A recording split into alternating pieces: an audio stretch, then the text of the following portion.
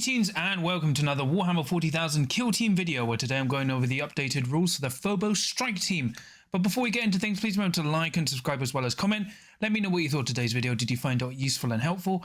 And remember, I've got a Discord you can check out in the episode description below, an affiliate link at Element Games and Crossfire Games, and a Patreon if you can give me some more support as well. But yeah, we're going over the updated Phobos Strike Team rules, as you can find for free on the Warhammer community website, as well as on the Kill Team app. So let's go. For your roster, you have Infiltration and Recon. Seek and Destroy is gone, but Infiltration and Recon are great. Then you are still a 6 operative kill team, so you have a leader that can either be an Infiltrator Sergeant, an Incurser Sergeant, or a Reaver Sergeant, either with a special issue bolt pistol and combat knife, or bolt carbine and fists. Then you can select 5 other operatives, making up a Infiltrator Commsman, Helix Adept, Saboteur, Veteran, Voxbreaker, and Warrior. Then an Incurser Marksman, Minelayer, or Warrior. And then a Reaver Warrior that either has a bolt pistol and combat knife, or bolt carbine and fists. And other than Warrior operatives, each operative can only be taken once. So no change there. So the only downside you have to remember, if you buy the Phobos Strike Team box, you will have to buy Reavers separately. For faction rules, you still have a lot. So Omni Scrambler, as a strategic gambit, if a friendly Infiltrator operative is in the kill zone, select one enemy operative visible to a friendly Infiltrator operative or within 6 inches of a friendly Voxbreaker operative. In the following firefight phase, the enemy cannot be activated on or perform actions until the following is true. Your opponent has activated a number of enemy operatives equal to the number of friendly Infiltrator operatives in the kill zone when the strategic gambit was used, or it is the last enemy operative to be activated. Otherwise, no change. It's a really great delay system. You do need to be visible, or now you can just be within 6 inches of the Voxbreaker. Then you've got Terror. So whenever an operative is within 3 inches of a friendly Reaver operative, your opponent must spend 1 additional action point for that enemy operative to perform the pickup marker and mission actions. Whenever determining control of a marker, treat the total APL stat as enemy operatives that contest as 1 lower if at least one of those operatives is within 3 inches of a friendly Reaver operative. Note, this isn't a change to the APL stat, so any cumulative stack, that change. So otherwise this is unchanged. It used to be a 0 AP action, so now it's just always active, which is useful for everyone, both players and people facing off against Phobos Reavers. Then you've got the Astartes special rule. So during each Phobos Strike Team operative's activation, they can perform 2 fight or 2 shoot actions. If it's 2 shoot actions, a bolt weapon must be selected for one of them. Then each friendly Phobos can counteract on conceal, regardless of its order, so no change there. Then you've got the multi-spectrum array. So whenever a friendly Incurser operative is shooting, enemy operatives cannot be obscured. So none of this, apart from the Astartes rules, is changed. All the same, which is still really solid for this kill team. For strategy ploys, you have Guerrilla Warfare. Friendly operatives can perform the following unique action. For 1 action point, you can change your order, and you cannot perform this while within control range of enemy operatives. This used to be your free ability, but it's a bit annoying you have to pay for it now, but otherwise it's still good. Then you've got And They Shall Know No Fear. You can ignore any injury changes to the stats of friendly operatives, basically, so you just ignore being injured, which is good. All loyalist Space Marines have this. Then you've got Deadly Shots. Whenever a friendly Phobos Strike Team is shooting during an activation in which it hasn't performed a charge, fallback, or reposition action, or against an operative that isn't in cover, that if that friendly operative's range weapons have the balanced weapon rule, note that for the first requirement, the operative isn't restricted from performing those actions after shooting. So if you stand still, you gain balanced, or if your opponent's not in cover, so if you're within 2 inches of them, or they're in the open, you gain balance. So this used to be P1, so you used to get piercing 1 when you rolled a crit, but I think I'd rather have the balance because that's what this team really needs. Then you've got Lethal Assaults. Whenever a friendly operative is fighting, its melee weapons have the balanced weapon rule. If that friendly operative is doing so during an activation which performed a charge action, its melee weapons also have the lethal 5-up weapon rule. This is really good, mainly for the Reavers, but also applies to your normal Space Marine operatives, which is really good. For firefight ploys, you have Patient Ambush. Use this firefight ploy when it's your turn to activate a friendly operative. You can skip the activation. Really good. Being able to delay our activations, very good. You've got Critical Shot. Use this firefight ploy when resolving a critical success for a friendly operative. That operative shooting with a bolt weapon.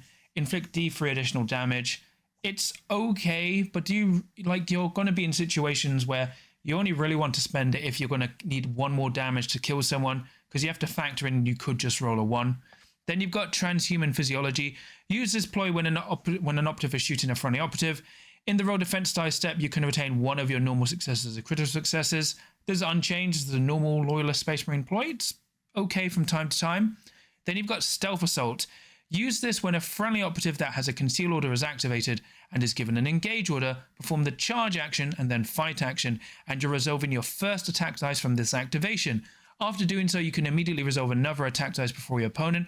This operative cannot perform any other actions during this activation, but can do so after resolving this ploy. So as long as you start on conceal, switch to engage, charge and then fight, you can strike with 2 successes in a row. So it could be 2 crits, crit and a hit, or 2 normals. It depends on what you roll. Still very, very good. And it's not Reaver locked anymore, so it's useful in case you're doing like random desperate attacks. For operatives, you have your Infiltrator Sergeant, who has 3 APL, 7-inch move, 3 up save, and 13 wounds. This is the standard profile for your kill team, although all leaders have 13 wounds, everyone else has 12.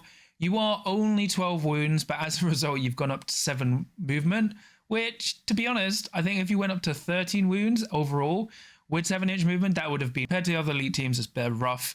But you've got your Marksman Bolt Carbine, which is 4 attacks, hitting on 3s, 3-4 lethal, 5 up, which is the all weapon of infiltrators, and then Fists, which are 4 attacks, hitting on 3s, 3-4. You've got the Tactical Advantage rule. You can do each of the following once per battle. When rolling off to decide initiative, if this operative is in the kill zone, you can reroll your dice, and you can use a firefight ploy for 0 CP if this is the specified operative, including the command reroll for the attack or defense dice was this operative, or the patient ambush firefight ploy for 0 CP if this operative is ready and not within control range of enemy operatives. I think, well, I mean, your leaders have been nerfed. All your leaders have this. Your leaders have lost the ability to generate command points, which really sucks. And Tactical Advantage, in my opinion, shouldn't be once per battle. It should just be once per turning point.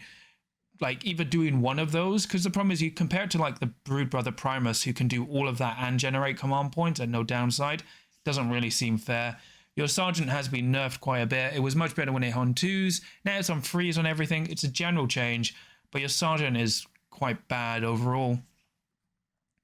You've got your Commsman for the Infiltrators, who has a Marksman Bolt Carbine and Fists. It's got Strategic Oversight. In the ready step of each strategy phase, when you gain command points, if this operative is in the kill zone and not within control range of enemy operatives, you can use this rule. If you do so, roll a d6. On a 4+, you gain 1 additional CP. If this was on a 3-up, or every time you generated a command point, this would be great, because if you went second, you would have 2 instances of rolling 2 4-ups. I don't know why it's just not fixed +1 command point. That would have been a lot better. It's fine, I guess. Then you've got Comms Array. Once per turning point during a friendly Phobos Strike Team operative's activation or counteraction, before or after it performs an action. If this operative is in the kill zone, you can change 1 strategy ploy you've used this turning point. It doesn't cost you any CP to do so. So this is a weird one. You need to have spent at least 1 CP, and then you can change it. So for example, let's say you've activated all your shooting operatives and you want to activate your melee operatives next. Now you can switch to your melee ploy for free. So your comms has lost the ability to make people do a 1 AP mission action, but you do get flexibility to once per turning point switch your ploys, which actually is quite useful if you're running a mixed team. Then you've got your Helix Adept, who has a Bolt Carbine and Fist. It's got the medic ability. So if someone dies within 3, they are left on 1 wound. Both operatives are -1 APL. And then the operative can do a free dash as long as they end with the control range of the medic. And then the medic for 1 AP can heal someone in control range for D3 plus 3 instead of 2D3. But it can't be used on someone who uses the medic ability. This has a nice combination with... Oh, it doesn't work on They Show No Fear. Before you have to use to be able to ignore APL modifiers and then heal for free. Your medic is still useful, especially in a shooting matchup. And even into other elites, if you're going for like a grindy play, you just have to watch out for really powerful melee teams. But from time to time, the medic is actually quite useful. Then you've got the Saboteur, who has the Marksman Bolt Carbine and Remote Detonator and Fists. So the Remote Detonator is 4 attacks, hitting on 2s, 5, 6, heavy dash only, limited 1, piercing 1, silent, detonate. So you've got Plant Explosives. This operative is carrying your explosives marker. It can perform the pickup marker action on that marker, and when it performs the place marker action, it can immediately perform a free dash action. You've got Detonate. Don't select a valid target. Instead, shoot against each operative within 2 inches of your explosive marker, and as heavy terrain is wholly intervening between the operative and the marker. Each of those operatives cannot be in cover or obscured. Roll each sequence separately in any order of your choice. This weapon cannot be selected if your explosive marker isn't in the kill zone. At the end of the action, remove your explosive marker from the kill zone. So this is very hard to set up, kind of like the Deathcore one. Because it's only heavy dash, you can't reposition dash. well, you can reposition, dash, and plant it, but then you can't shoot it because you can't use the remote detonation. So you can't reposition, plant it, then dash away unless you are planning not to shoot it. So it's very difficult to use. You kind of, unless you're against another elite team, it's very difficult because you have to either at the end of the turning point activate last, reposition 7 inches, plant it, dash away, then hope you win initiative, then hope you stun them, like stun at least the one operative you want to hit, then dash away and detonate. So it's very, very difficult to use, but it is kind of incredibly powerful and is like just a bit bigger than a 4-inch bubble. It was a 3-inch bubble before, and you could just move dash plant and then you didn't get a free dash action. The Saboteur is still good. It just takes more setup, which is a lot difficult to pull up, but it's great into elite teams. Very, very good. Then you've got the Infiltrator Veteran, who has a custom bolt carbine, which is 4 taxing on freeze, 3/4 custom, and fists. So the custom ability, at the end of the select operative step, if this operative is selected for deployment, select up to 2 of the following weapon rules for this weapon to have: balanced, lethal 5-up, piercing crits 1, rending, and saturate. I'm a big fan of lethal 5-up and piercing crits 1 if you're into most opponents, but just having permanent balance is really good. And because it counts as one of your infiltrators, it works towards your Omni Scramble, so you always take the veteran. Then you've got your Vox Breaker, who has a marksman, bolt carbine, and fists. It's got Vox Break. Whenever an enemy operative is within 6 inches of this operative, your opponent cannot reroll attack or defense dice for this operative, which is unchanged. Then you've got All-Spec Scan for 1 action point. Until the start of this operative's next activation or until it's incapacitated, whenever a friendly operative is shooting an enemy operative within 8 inches of this operative, that operative cannot be obscured. If that operative is a friendly Incurser, its ranged weapons have the Seek Light weapon rule, and you can't perform this while in control range. The Vox Breaker is better, but the problem, it has to be within 8 inches of enemy opponents to be useful, because then every time an Incurser is shooting at someone with an 8, they also get Seek Light. It's just... I wish the Vox Breaker had something else it could do in addition to this. Otherwise, it's a very situational kind of operative. Like, you would definitely take it into teams that have lots of access to rerolls. Oddly, he'd be quite good into Blooded, but I'm not a fan of the Vox Breaker still. Then you've got your Infiltrator Warrior, who has a marksman, bolt carbine, and fists. It's got Vanguard, so once per turning point, one friendly operative with this rule can perform the pickup marker or mission action for 1 AP less. This is a standard rule on all your warriors, and actually makes your warriors very tempting to take, because Vanguard used to be a strategic ploy for the kill team. They're okay. Then you've got your Incurser Sergeant, who has an Oculus bolt carbine and fists. So bolt carbine has 4 attacks, hit on freeze, 3/4 saturate, so your opponent can't retain cover. And then fists, which are 4 attacks, hit on freeze, 3/4. This is actually what all your Incursors are armed with, and it's fine. He's actually better as the Sergeant because of just constant ignore, obscuring with saturate, and he still has the tactical advantage abilities, so he's just okay. Then you've got your Incurser Marksman, who has the Stalker marksman, bolt carbine, and fists. The bolt carbine is 4 attacks, hitting on 2s, 3/4, lethal 5-up, piercing 1. This is unchanged. It still hits on 2s. You've got Track Target. This operative can just perform the guard action, see the Gallodark rules. It can perform the guard action while it has a conceal order, but when you perform the free shoot or fight action, you must switch its order to engage. It's unchanged. Very, very good. So now you can shoot someone. So for example, let's say you start on top of a vantage point where you're safe. You can shoot someone, switch back to conceal, then go on guard, which is very useful. You know, it's still great, especially as he ignores obscuring, although he has lost saturate. Then you've got the Incurser Mine Layer, who has the Oculus bolt carbine and fists. It's got the Haywire Mine, so this operative is carrying one of your Haywire Mine markers. It can perform the pickup marker on that action, but cannot place the marker within an enemy operative's control range. If this operative is incapacitated while carrying the marker cannot be placed. It's removed from the kill zone from this operative. So if your Mine Layer does die, it does drop the Haywire Mine, which is interesting. Then you've got Proximity Mine. The first time your Haywire Mine marker is within another operative's control range, remove that marker, subtract 1 from that operative's APL stat until the end of its next activation, and inflict 2d3 plus 3 damage.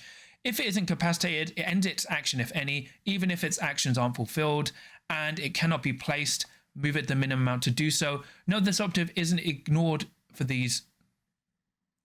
Note that this operative is ignored for these effects, i.e. it cannot set off or take damage from that marker. So it still targets one enemy operative. Instead of doing 2 or 4 damage per attack dice, it just does a maximum of, well, 9 damage, which is a lot less than what I used to be able to. But now it's auto -1 APL. It is a smaller bubble, but this is much better at like just getting in the way of Gallow Dark Doors, planting it on an objective. It's difficult, but still very useful.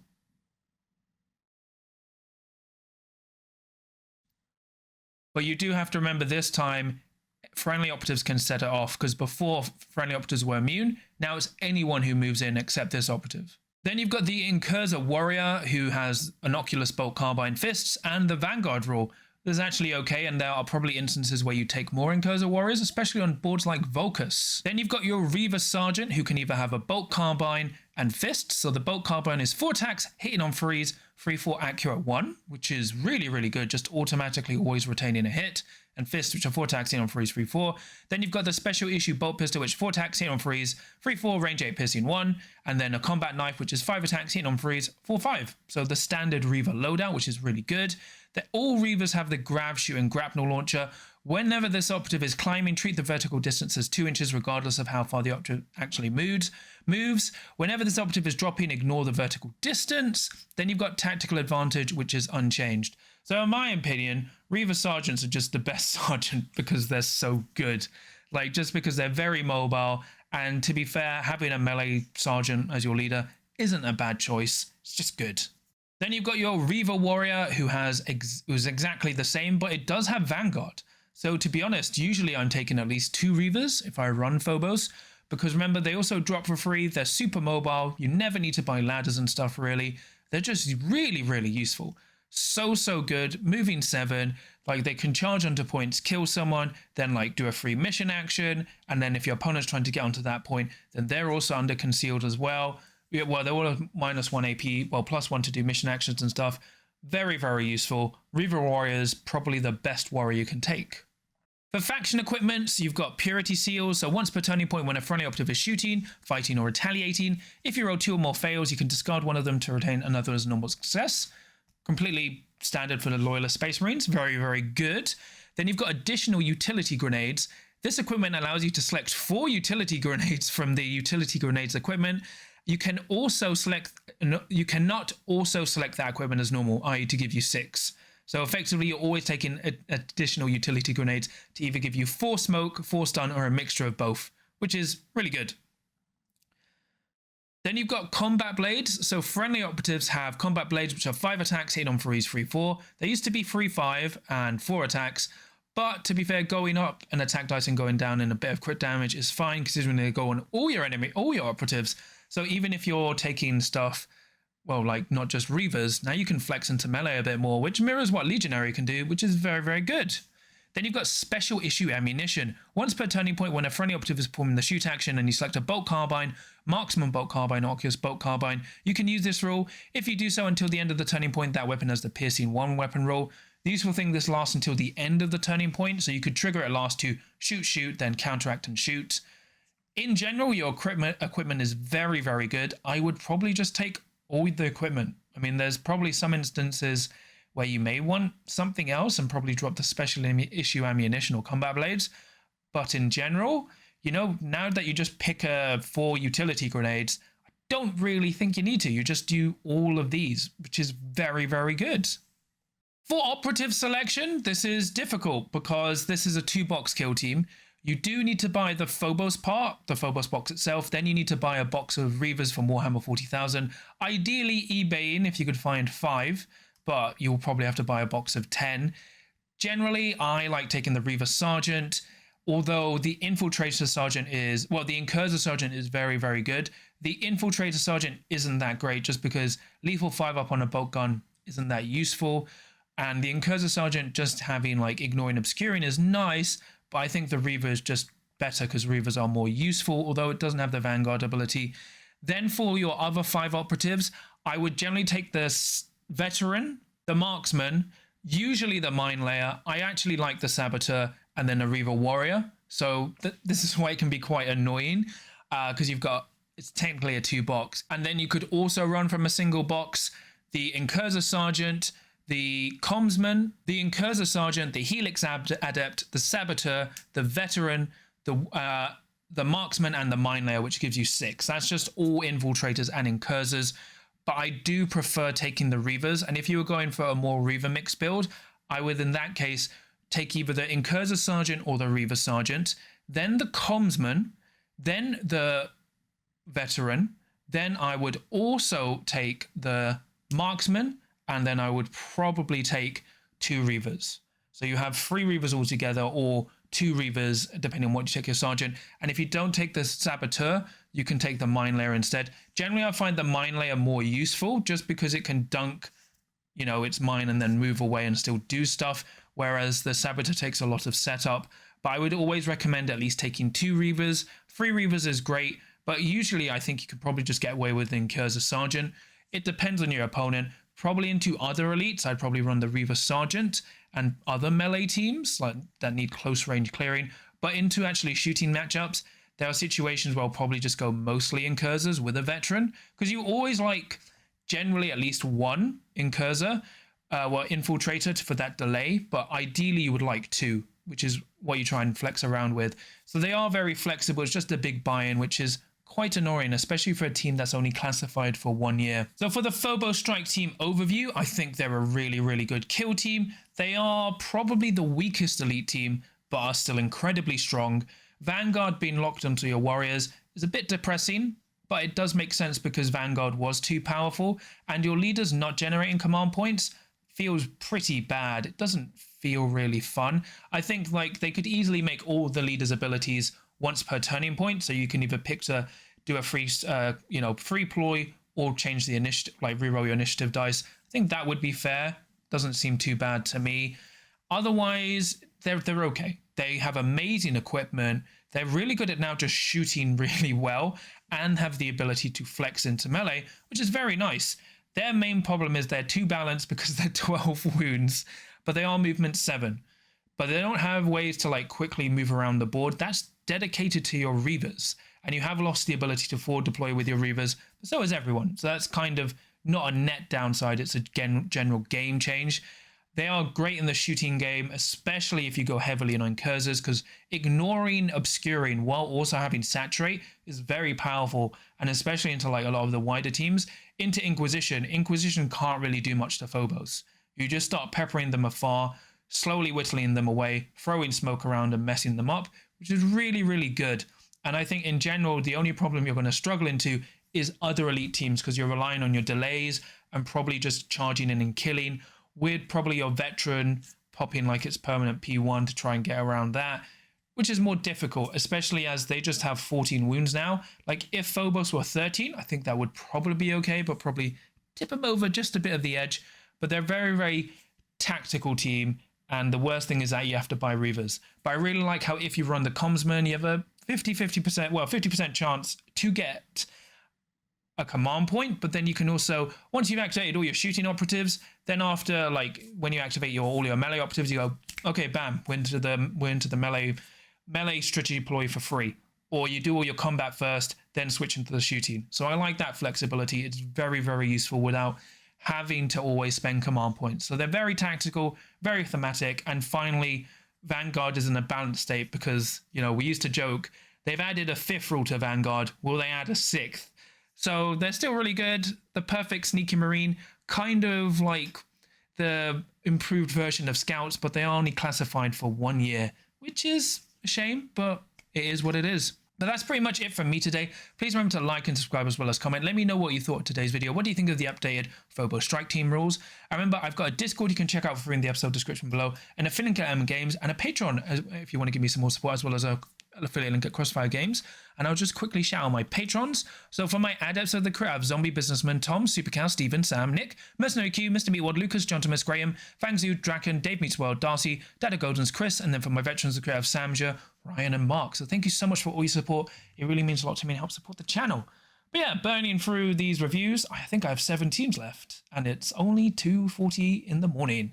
I need to finish all these teams. I'm really interested by Phobos. I've made Black Templars Phobos. I've just never got around to finishing them. I am tempted. They're just, I don't know. It's difficult. I do need to finish them. I have them all. They are really fun and sneaky. It's just they kind of lost a bit of mobility. but they're still very tricksy in a fun way, although I need to see how they actually play into other Marines. I hope it's not a whitewash, but I think it might be. But remember, whenever you're fighting the sneakiest Marines of the Imperium, remember you always have a chance to win, as long as you can roll a crit.